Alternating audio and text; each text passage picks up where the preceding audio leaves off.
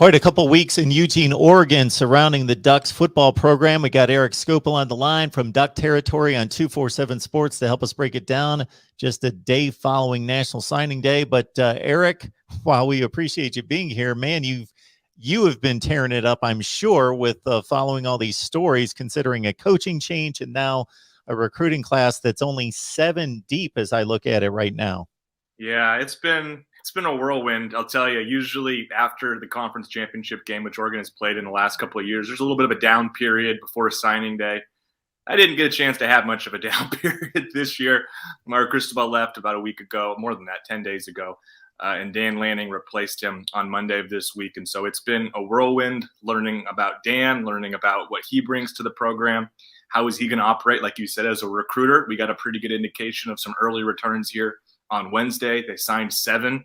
I'm sure we'll talk about that more. I actually thought it was pretty impressive that they were able to put 7 names on paper like that, considering he had a couple of days to do it with no support staff and had never met a lot of these recruits in person before. So a lot going on for Oregon football. I think we're getting some answers finally now, though. Before we move on to the 22 class, Lanning comes in from Georgia, defensive coordinator, so people can obviously make that connection. Okay, number 1 defense in the country. He's the D coordinator. That's impressive. Other than that, people typically look at a head coach's record where he's coming from. He doesn't have that. So where do you think the selling points were in addition to the number 1 ranked defense currently that set up Dan Lanning for a top 15 job in the country?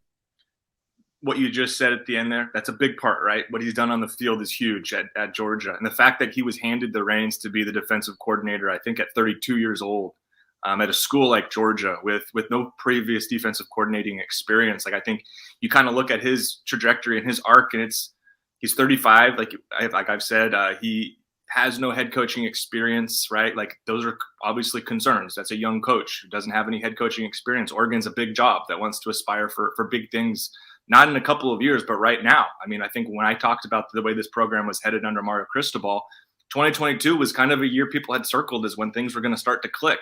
That's when the recruiting classes were going to kind of coalesce. So the expectation is high right now. But Dan Lanning is somebody who has been a career, I guess, riser, right? You just kind of follow his trajectory.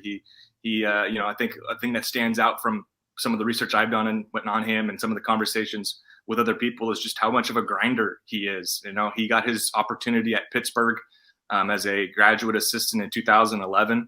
He had previously been an elementary school teacher and a high school assistant football coach, but he drove 13 hours kind of on a whim with no guarantees he'd get the job to go settle that score. And he ended up getting the job, and his career has taken off from there. And I think you see somebody who clearly understands what hard work is, and he has put that to use. And his rise has been very impressive if you look through it. From, he wasn't not that long ago, he wasn't even a position coach. He was a graduate assistant or a recruiting coordinator, and now he's a head football coach. And I think that stands out. The recruiting part is significant. He was, like I said, a recruiting coordinator at several stops at big schools. He spent a year at Alabama as well, not as a recruiting coordinator, not as an assistant, but as a GA, in the midst of already having been a recruiting coordinator at a couple of places. I think that points to his understanding of, I got to surround myself with the elite minds of college football. And he spent a year under Nick Saban. I'm going to use a term I've heard a couple of days ago. He got Sabanized a little bit. He had his 1 year there to kind of understand what that requires. And then he moves on to Kirby Smart, another one of the top minds, especially from a defensive perspective in the country. So his trajectory is interesting. It's pretty unique. It's certainly a hire that's outside the box. When this coaching search started, it was not a name that was at, I think, many people's minds. It wasn't at the forefront of my mind. I had to kind of familiarize myself with who Dan Lanning was, throughout the process in the days right before some of the reports started to come out that he might be the next guy. But the more you read up on him, I think the more you feel encouraged and optimistic, although clearly this is not a sure thing. You could have hired a handful of other candidates that were attached to the job and felt probably more secure about where the direction is headed. I think Dan Lanning, though, from a ceiling perspective and some of the staff decisions it looks like he's putting into place, you do sort of see some optimism for why this could really work at a high level. Got Eric Scopel on the line from 247 Sports at Duck Territory. Please join him right there and his work covering Oregon football, and a whole lot to talk about considering this recruiting class has just gotten started. So unprecedented times in college football with guys leaving the likes of Oregon, Notre Dame, and Oklahoma level jobs, leaving those jobs, not getting fired. We haven't seen that before. And now Mario Cristobal leaves a ton of guys, as is the typical fallout, decommit. A new coach like a Dan Lanning has to step in, try to retain all that. He doesn't even know who most of these people are. He's recruiting on a different area of the country, and try to retain a class in a couple weeks is a daunting task. Oh, absolutely. And and you mentioned, he might not have known who these recruits were. Some of the recruits I've spoken to didn't know who he was before they were interacting with him. Because as you said, this is, at Georgia, you're allowed the opportunity to recruit regionally, and a lot of the recruits that were committed to Oregon obviously aren't from the state of Georgia or the state of Florida or surrounding area down there. These are West Coast guys, a couple kids from Texas, other parts of kind of the Southwest. But this was a class that was built obviously in California, in Washington, in the state of Oregon. And Dan didn't know a lot of these guys. They didn't know who he was. So he had to work quickly. And again, because of the timing of his hiring, these conversations and introductions couldn't be made face to face. These had to be made via phone calls or FaceTime, those kind of things. He wasn't able to go sit in living rooms and sell himself. And again, I mentioned it a moment ago, kind of impressive. They signed 7 guys when he has next to no experience with most of them.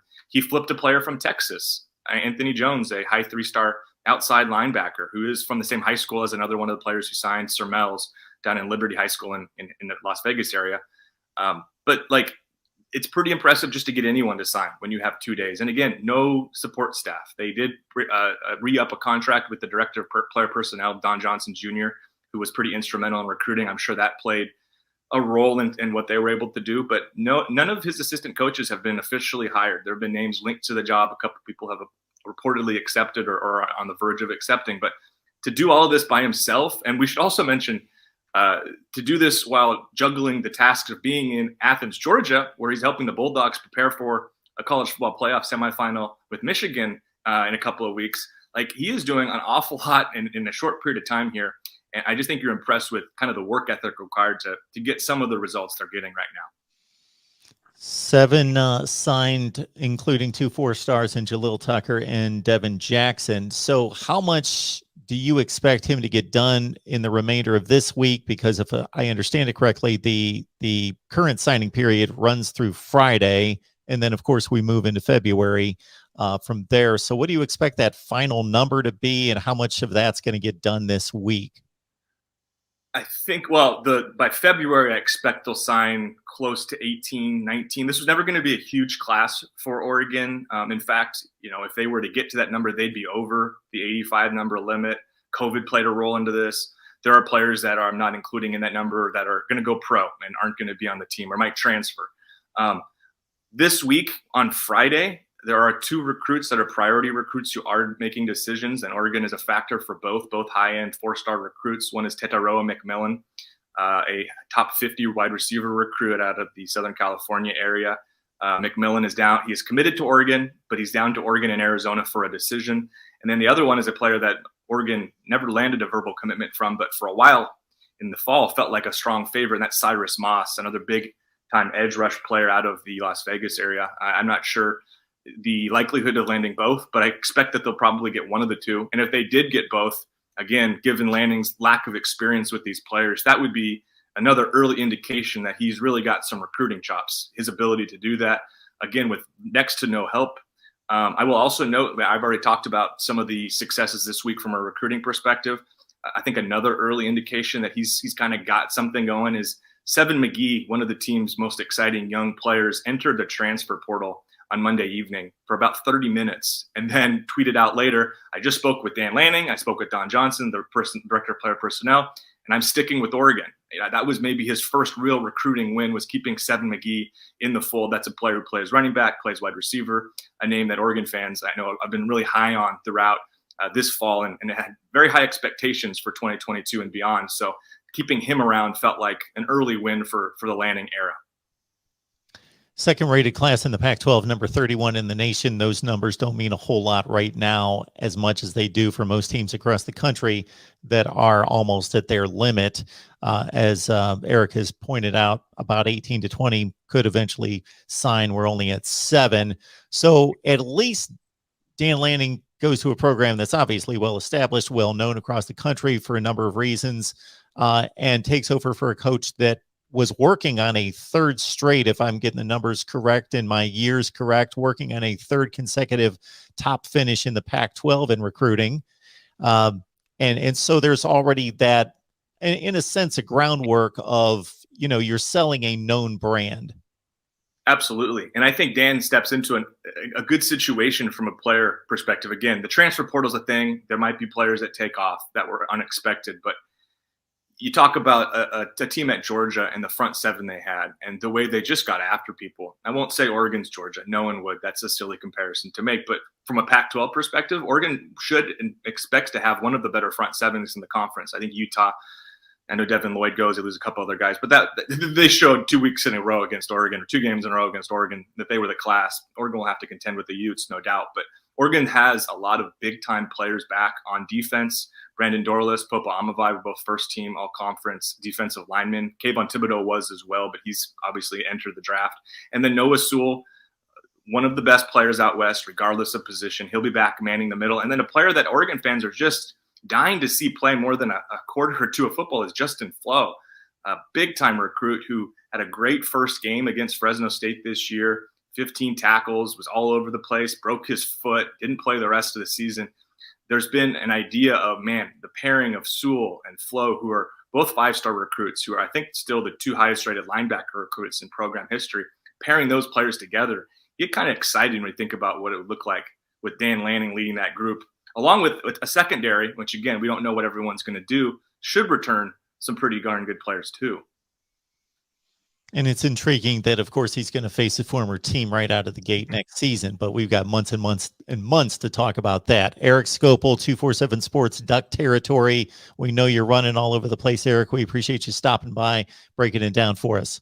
No problem. Anytime. I'm sure we'll chat soon.